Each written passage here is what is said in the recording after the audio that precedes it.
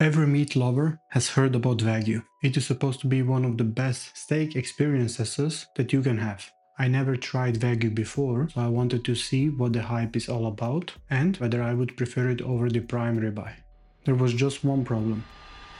This piece of meat costed me around 120 euros, and that was even on sale. Recently, we had a small celebration at home, so I finally had an excuse to give it a shot. But because this was the most expensive steak that I ever bought, I kept telling to myself, don't ruin it.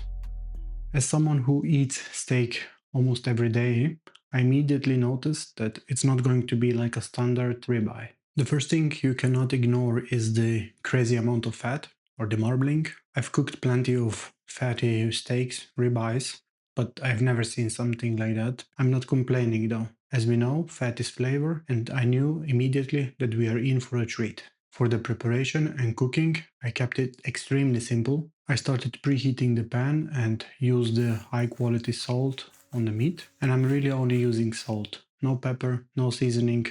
The meat here is in the spotlight and we want to keep it that way. Now here I made an unnecessary step. I put some beef tallow into the pan out of the habit. As we will see in a second, this definitely did not need any additional fat.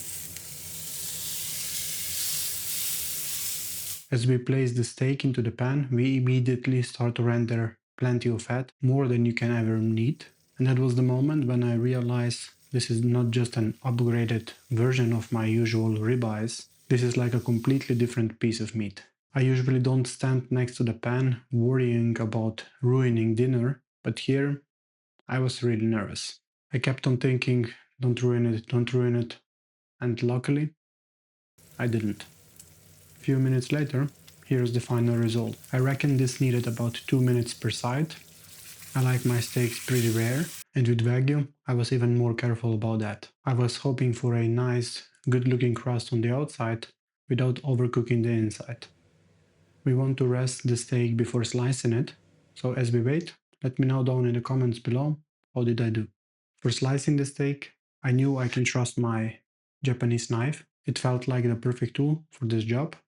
And here we have it, the moment we all been waiting for. Even cutting into this feels like hot knife running through the butter, and it turned out exactly as I wanted it. And my favorite moment, the taste test. It's almost impossible to describe this with words. I think the smile on my face says it all. Everyone describes Wagyu as buttery, like it completely melts in your mouth, and it's exactly that.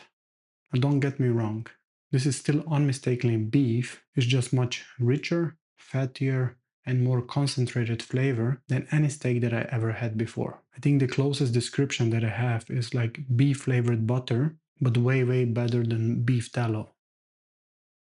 This was incredible, and I really found myself slowing down and enjoying every bite. However, this steak in total was about 600 grams, or well over 1 pound. This is the same amount of meat that we would typically have for dinner, split between the two of us, but for Wagyu steak, this was an overkill.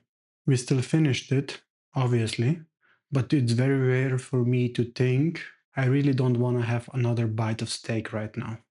To me, this was a big surprise, and my honest recommendation is about 100 to 150 grams, so a couple of bites per person. It still lets you experience this richness, but anything beyond that, it feels overwhelming.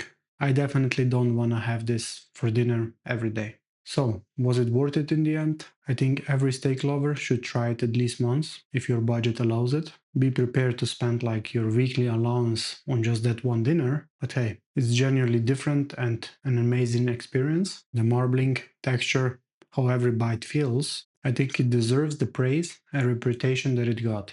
But if you gave me the choice between this and the standard ribeye, I would choose the latter 99% of the time. A good quality ribeye still has a great balance to me. It is still rich and flavorful.